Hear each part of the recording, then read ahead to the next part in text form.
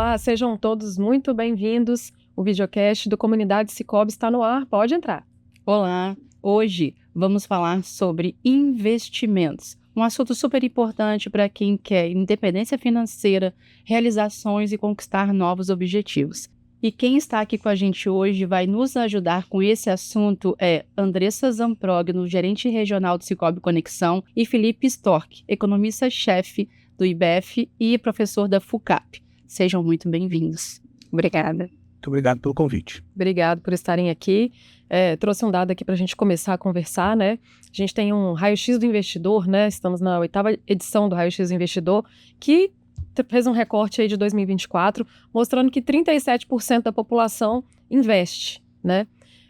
Mas apesar de além de ser um número pequeno, 37%, esse número está um pouco estagnado, né? Principalmente em relação ao último raio-x.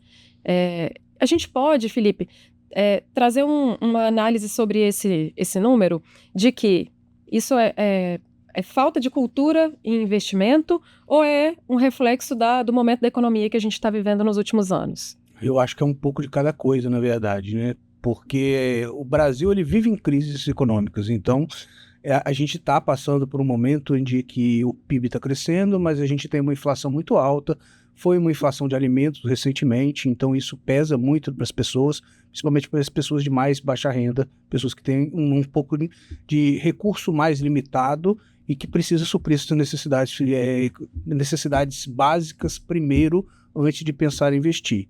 Então isso acaba deixando o cobertor mais curto, aperta um pouquinho e essas pessoas têm um pouco mais de dificuldade. Por outro lado, o brasileiro tem uma baixa cultura de investimento, né? E esse número é até pior, porque 37% são as pessoas que investem. Aí a gente tem tudo, tem renda fixa, tem renda variável. Se a gente for olhar para a renda variável, o número é por volta de 5 milhões de pessoas. Então a gente tem ali por volta de 2,5% da população brasileira que investe em ações hoje, contra 60% dos americanos, né, dos Estados Unidos, por volta de 20% na China, mas aí já representa 220 milhões de pessoas. Então isso acaba sendo uma restrição muito grande para a poupança das empresas, que as empresas podem usar em termos de investimento. Pensando na pessoa, tá, que é o foco aqui da nossa conversa, isso acaba gerando uma restrição, tá, pela falta de cultura de investimento, tá, em colocar o dinheiro ali no começo do mês. Muitas pessoas elas pensam que para investir eu tenho que esperar o mês acabar e o que sobra eu vou guardar. E isso nunca dá certo, porque nunca sobra nada. Então o que a gente precisa fazer é gerar uma cultura de investimento que o brasileiro ainda não tem, infelizmente. E aí, quando chegar nesse momento, né, apesar a gente está num momento bom, né, para quem é investidor em renda fixa, por exemplo, mas também, por outro lado, é um momento desafiador, né, da economia ali mais fechada. E aí, quando chegar nesse momento da pessoa que não consegue, por exemplo, ter dinheiro para investir, ela conseguir investir. É mais ou menos isso. Sim, sim. Quando a gente está falando ali de 15% de taxa Selic, a gente está falando de um custo muito grande do dinheiro. Sim. E é uma renda fixa muito atrativa. Então, as pessoas elas tendem muito aí para a renda fixa, e estão certas, não estão erradas. Uhum. Mas isso gera oportunidades na renda variável também. Então, a gente não pode simplesmente focar em um dos instrumentos financeiros e ficar só nele, porque no final a gente precisa de diversificação, para a gente gerar mais oportunidade de rentabilidade e redução de risco. Então, o mix dos instrumentos que seria o ideal. E isso as pessoas hoje elas ainda estão muito voltadas para a renda fixa, por uma questão cultural brasileira e de contexto econômico, e muito voltadas para a poupança especificamente. A gente tem um perfil assim do investidor do Sicoob, do associado Sicoob, Andressa? Sim, a gente assim pode se dizer que o perfil do investidor do Sicoob, ele é um perfil extremamente conservador. Eu falo que assim, o nosso histórico já traz isso, até, né, o histórico do Sicoob. Lá atrás, quando o Sicoob surgiu, a gente só tinha poupança. E aí depois, né, tivemos o lançamento do DAP, o RDC, então assim, são produtos de renda fixa. Mas assim, eu vejo hoje, né, que o perfil do investidor do Sicoob é aquele investidor que ele quer colocar o dinheiro e quer um rendimento, ele não quer correr risco. Então, assim, é extremamente conservador. E aí, assim, a gente pode fazer um recorte do perfil, né, da pessoa física do Sicoob, porque hoje, né, tanto a pessoa física quanto a jurídica, elas podem investir no Sicoob. O perfil de pessoa física é mais ou menos 59% são homens, pessoas assim, mais de 50% que já tem um grande tempo que estão na cooperativa com a gente, a partir de 7 anos. Tem um relacionamento, já né? tem um relacionamento com a gente. A idade, né, gira em torno assim, de 41% de 35 a 55 anos. Então, aquela fase que a pessoa está produzindo ali, que está querendo comprar uma casa, querendo comprar um carro, guardando um dinheiro. E, assim, um dado muito interessante, assim, que eu acho dentro do Sicoob, é que 38% ela ganha de 1 a 3 salários mínimos e 27% acima de 7 salários mínimos. Então, tem uma brecha aí, né, que a gente precisa, talvez, trabalhar um pouco melhor. Entendi. Mas hoje é um perfil extremamente conservador. E interessante, os dois falaram de poupança, né? Existe uma pesquisa da B3 de 2024 chamada O Brasil que Investe. E lá eles dizem que 32 milhões da população, ela investe, ela economiza, mas não investe. Olha que interessante. E que muitas pessoas têm poupança. Ainda é muito alto, né, o índice de poupança. E que eles veem como investimento a poupança. Curioso nisso, né? Será que as pessoas... é uma questão cultural isso? De ter a poupança, mas não investir. Quem nunca, né, soube daquele ditado, né, que vou fazer uma caderneta de poupança para o meu filho, né, até esse recorte da idade que você trouxe é interessante, né, então o público que fala da poupança é o público que está acima dos que estão investindo ali de 30 e poucos anos a 40 e pouco, né, então são as pessoas mais velhas que estão nesse entendendo que a poupança seria a melhor opção. Sim. Assim, eu vejo que a poupança realmente é uma questão cultural, é um investimento, né, que rende pouco, invista uma renda fixa hoje de 15%, né, ela rende pouco, mas é um investimento ali que, que ele tá muito simples de fazer. Né? Qualquer pessoa é muito democrático, é muito simples de retirar, você tem uma liquidez muito grande. Então, assim, essa questão, né, cultural, né, é por muita falta as pessoas também têm falta de conhecimento, né? A falta de conhecimento em diversos produtos financeiros, diversos produtos de investimento que a gente tem, ele causa isso aí, né? Eu vou investir, sobrou um dinheirinho, eu vou colocar na poupança. Verdade.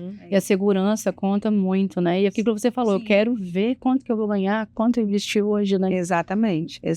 Eu posso fazer um adendo? Por favor. Essa questão cultural, ela é tão forte que a gente não fala o nome do instrumento, a gente não fala caderneta de poupança, a gente fala poupança. Se a gente pegar a teoria econômica, poupança é qualquer forma de você levar o dinheiro de hoje para amanhã. Sim. E você ser rentabilizado por juros com isso. Então, se você investir em ações, você está fazendo poupança. Se você investir em debêntures, você está fazendo poupança.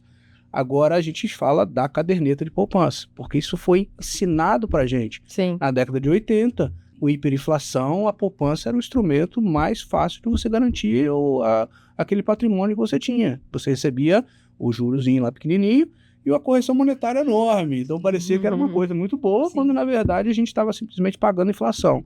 E isso foi construído nas pessoas, como vocês falaram, que as pessoas mais velhas elas são mais adeptas à poupança, porque foram essas pessoas que passaram por isso lá atrás. Né? A gente veio um pouco depois, né? A gente ainda lembra de propagandas que davam um cofrinho, tinha um jinglezinho que é muito famoso, que lembra até hoje, mas que no final das contas, a gente já começa a aprender outras coisas depois da estabilização monetária de 1994, a gente começa a desenvolver outros instrumentos financeiros e a gente começa a conhecê-los. Aí, como você falou, conhecimento é algo que é bastante primordial. E nessa escolha das pessoas de investir ou não investir, e de onde eu vou investir, elas prezam pela segurança. Não é só o cooperado do Sicoob que é avesso ao risco. Todo mundo é. Todo mundo, exatamente. Então, o que a gente precisa é que as pessoas conheçam os instrumentos para elas poderem fazer melhores investimentos, tomar melhores decisões. Porque, no final, se você pegar um Tesouro Selic, ele é um título completamente seguro. Tá? Ele é tão seguro quanto a poupança, provavelmente. Tá? Ainda, dependendo do banco que a gente está falando, mais seguro, né, do que a poupança. E você sabe quanto você vai ganhar. Como você falou, as pessoas Você gostam de sabe. saber. Você sabe. Aí, ó, vou ganhar 15% ao ano. Então eu sei quanto que eu vou ganhar. Eu consigo calcular antes até. Então, no final das contas, é um instrumento seguro, previsível e menos utilizado do que a poupança. Que legal. Muito pela facilidade que as pessoas têm. A poupança você entra lá e faz rapidinho. O tesouro as pessoas não sabem como fazer. Verdade. Eu acho Seguro, que né? Isso.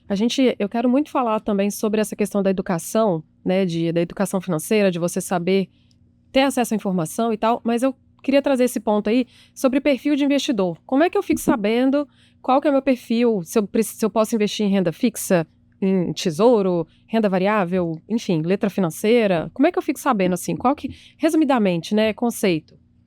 O perfil de investidor está diretamente atrelado ao risco que a pessoa está disposta a assumir.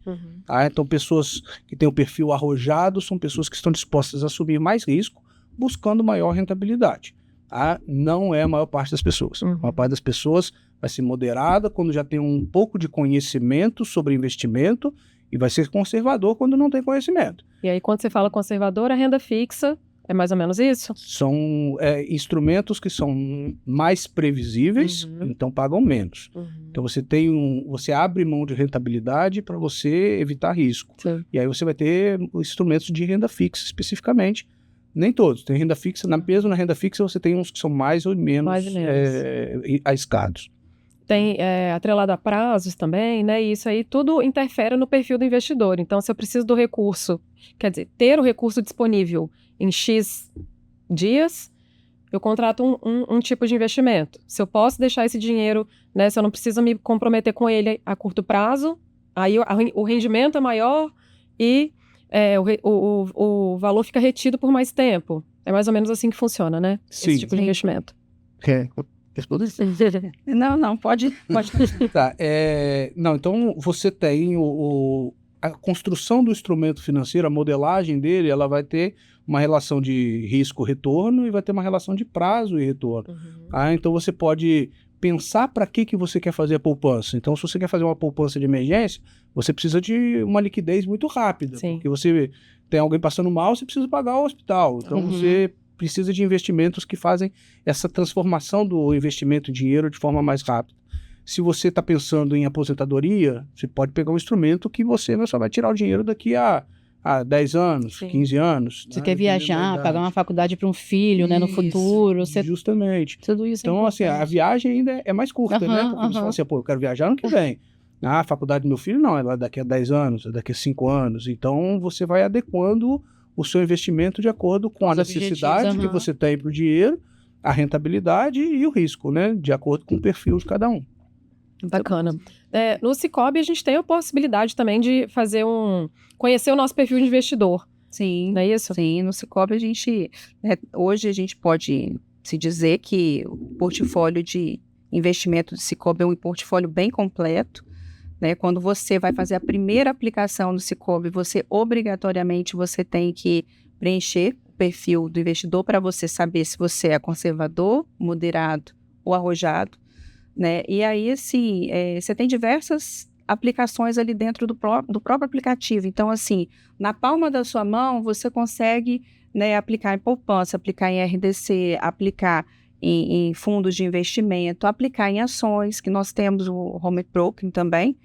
Então, assim, hoje a gente, né, pode escolher no que aplicar. E, além do mais, né, muitos associados ainda, porque você aplicar numa renda fixa é simples, né, os produtos geralmente são um pouco mais simples, só que quando você já vai para um fundo, às vezes você precisa de algumas informações, né, mais detalhadas, né, do imposto de renda, do come cotas, e o associado ele fica um pouco perdido. Então, a gente tem também, né, a turma lá de gerentes que, né, eles podem ligar e conversar, com certeza vão dar, né, as melhores informações lá, né, todo mundo bem qualificado, para ajudar o associado a poupar, né? A escolher, identificar seu perfil, né? Porque não adianta a pessoa ser conservadora, né, querer aplicar em ações, porque ela não vai, né, não vai ter um bom rendimento com aquilo ali. Então, você tem que, assim, eu falo que você precisa seguir o seu perfil. Ou também tem aquela questão da pessoa não conhecer o produto, e aplicar com uma liquidez, né, diferente daquela que é a que você precisa e depois se frustrar porque você não consegue resgatar o valor que você investiu. Isso. Muito bom, né, poder contar com um especialista do Sicoob para ajudar a gente nesse momento, né, de investir, que é um assunto mais pouco falado, né, mas que tem pouco conhecimento, né. E em um dos episódios passados, Mariana, a gente falou sobre consórcio, né. Verdade. O consórcio é uma forma também de se planejar, de investir. Produto que tem crescido, né? Tem crescido bastante. E o que você acha do consórcio, né? Por que as pessoas os associados têm aderido, né, cada vez mais ao consórcio?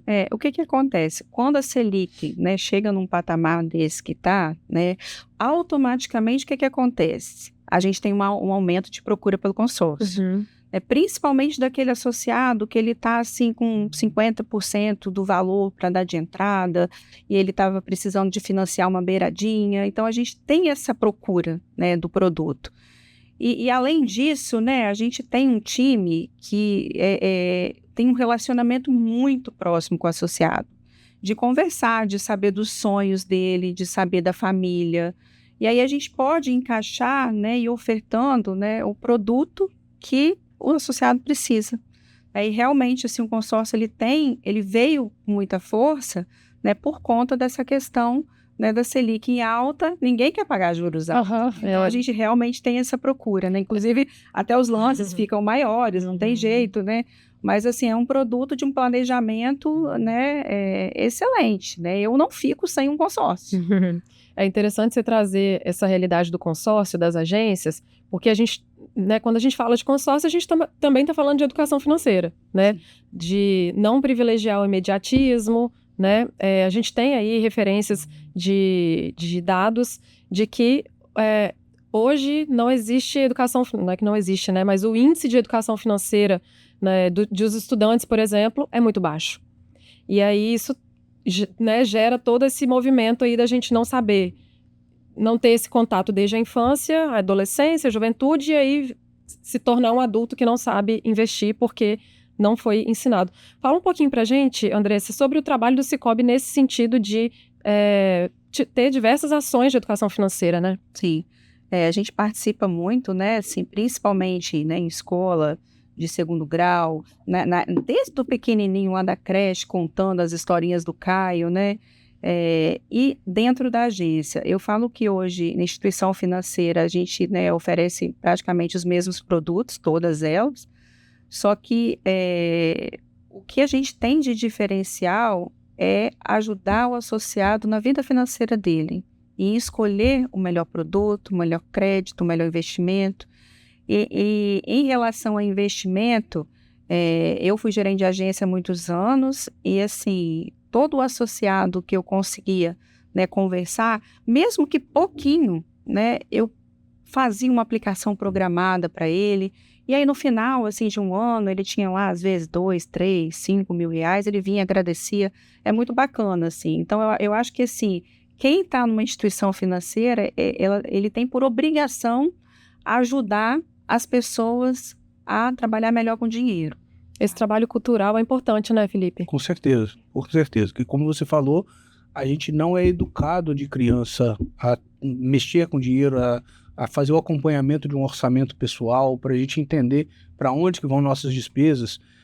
E isso não é exclusivo de quem tem uma renda mais alta. Na realidade, é um trabalho que deve ser feito por todos nós, para a gente entender de onde estão vindo nossas receitas e onde estão indo nossas despesas, para a gente poder ver aonde que a gente pode economizar e de que forma que a gente pode investir. O primeiro passo para conseguir investir é entender o orçamento, e a partir dali a gente consegue construir um investimento consistente através de vários instrumentos financeiros disponíveis. E você acha que a educação financeira, ela pode mudar esse perfil de investimentos da população de um país, ou você acha que está muito longe ainda?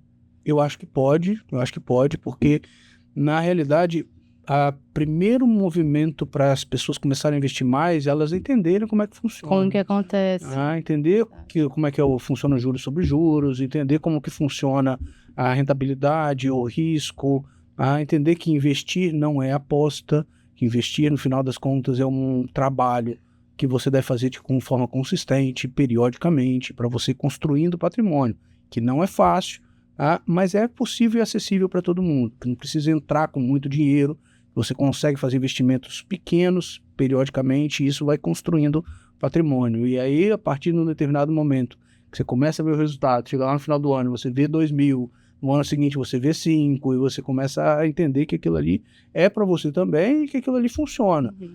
E isso é um problema que a gente tem no Brasil, porque a gente não trabalha isso com as crianças. Então, elas demoram muito para entender como que funciona o mecanismo de poupança e que, no final das contas, a gente consegue construir patrimônio, se a gente fizer isso devagarzinho. Você falou de um ponto importante. Eu, por mim, eu ficava aqui. A gente tem que aumentar o tempo desse videocast, porque eu queria ficar aqui a tarde toda conversando, ou a manhã inteira, ficar o dia inteiro. Mas a gente precisa encerrar e eu queria fazer uma última colocação aqui, para a gente falar de forma bem rapidinha, mas eu acho que é nosso dever também, enquanto instituição financeira, né, trazer esse assunto aqui para a nossa conversa, sobre as bets. Né? Então, a gente tem aí um histórico, né, de os últimos anos, a gente vem crescendo cada vez mais o número de pessoas que se envolvem em jogos de apostas, né, online. Isso tem virado um vício e algumas pessoas, né, a gente tem uma pesquisa aí que retrata que algumas pessoas encaram as bets como um investimento. Então, assim, rapidamente, o que vocês podem trazer para a gente sobre esse assunto? Pode ficar à vontade. Pode. É um assunto muito delicado, não é investimento. A gente consegue definir assim, fácil. Investimento é chato, é maçante, é de longo prazo. Aposta é excitante, divertido, aparentemente lucrativo. Isso. E no final das contas a gente nunca sabe o que vai acontecer. E as pessoas elas têm que tomar muito cuidado, porque hoje a gente tem um algoritmo por trás. Não é igual o cassino era 50 anos atrás, que era efetivamente um jogo de azar. Não é Las Vegas. E mesmo lá em Las Vegas, você vai na máquina caça-níquel hoje, a máquina caça-níquel ela está programada para quanto que ela vai pagar. Então você está entrando num jogo para perder. Para perder. Entendeu? Para perder. Até porque se fosse para ganhar não era lucrativo para quem está lucrando com tudo isso, né? Aquilo que você ganha é simplesmente para alimentar o seu vício. Então, no final das contas, a aposta é muito diferente de investimento. A aposta é alguma coisa simplesmente para você se divertir naquele momento, se é que é divertido. E investimento é você pensando na sua vida no decorrer do seu planejamento de aposentadoria ou de um sonho que você queira realizar. Nesse sentido que as pessoas deviam ter insegurança, né, na hora de colocar o seu dinheiro, porque você não tem nenhuma credibilidade, né? Então, arriscadíssimo, né? Exatamente. É completamente diferente de investimento, né? Não tem nada a ver, né? A aposta é a mesma coisa que um jogo de loteria, né? Que você pode ganhar e pode não ganhar, mas geralmente você não ganha. E pode até ganhar uma vez ou outra e isso acaba atraindo pessoas, né? Mas o objetivo ali é perder. Eu acho que a gente realmente tem, né, um grande desafio aí, porque veio para ficar. E aí a gente tem que tentar mostrar para as pessoas, né, através da educação financeira, talvez comparando, né, olha, se você, né, R$100 lá que você está jogando toda semana, se você colocar uma renda fixa, você vai ter X. Então, assim, é um desafio, assim, é um assunto realmente polêmico, complicado. Que é importante a gente trazer esse recorte, né? Então, é isso, investimento com retorno de verdade, né, ele tem lugar, ele tem parceiro, ele precisa ser algo realmente feito com responsabilidade, inclusive entendendo o seu momento, né? Para investir no aplicativo do Sicoob é muito fácil, e aí você vai entrar ali, quando você acessar o aplicativo do Sicoob, ali na home busca mesmo, ou até na home, né? Eu acho que já vem até como um padrão, tem o ícone investimentos ali, e ali você conhece todas as opções que você tem de investimento, as condições, os prazos, né? Para você analisar a liquidez, ou também tem o trabalho consultivo do Sicoob, você pode contar com a sua agência de relacionamento. Especialistas para poder entender. Dentro do aplicativo a gente também tem, né, um perfil um quiz, né, com o perfil do investidor, não é isso, Andressa? Questionário, né? Um questionário para você encontrar o seu perfil de investidor, entender onde que é melhor para você investir. E eu acho que a gente vai ter que encerrar por aqui, porque o nosso tempo, né, é limitado, mas eu acho que aqui a gente tem grandes ensinamentos para esse momento da economia, que é um momento desafiador por um lado, mas propício ao investimento, né, por outro lado. Obrigada, queria agradecer a participação de vocês. Obrigada, Andressa. Obrigada, Felipe, pela participação. E se você tem dúvida, quer saber mais, procure um de nossos especialistas que estão em qualquer agência mais próxima de você. É isso aí. Ó, a gente vai disponibilizar para membros do Comunidade Sicoob as 2 pesquisas que a gente citou aqui, né? Para você também ter conhecimento, entender sobre esse assunto. A gente vai disponibilizar para você esse conteúdo. E membro do Comunidade sempre tem Exclusividade, notícias em primeira mão. Então, se você ainda não é membro do Comunidade Sicoob, acesse www.comunidadesicoob.com.br, torne-se um membro. Se você é associado ao nosso sistema regional, torne-se um membro e você vai ter informação de qualidade, relacionamento, é um portal de transparência, de governança e só coisas boas, né, Sá? E lá na página do Comunidade você encontra também um canal para entrar na comunidade do WhatsApp. Lá também você vai ter acesso a conteúdos relevantes, notícias em primeira mão, tudo relacionado ao Sicoob Espírito Santo. É isso aí. Muito obrigada. Obrigada a você. Prazer. E a gente se vê no próximo episódio. Tchau, tchau. Tchau, tchau.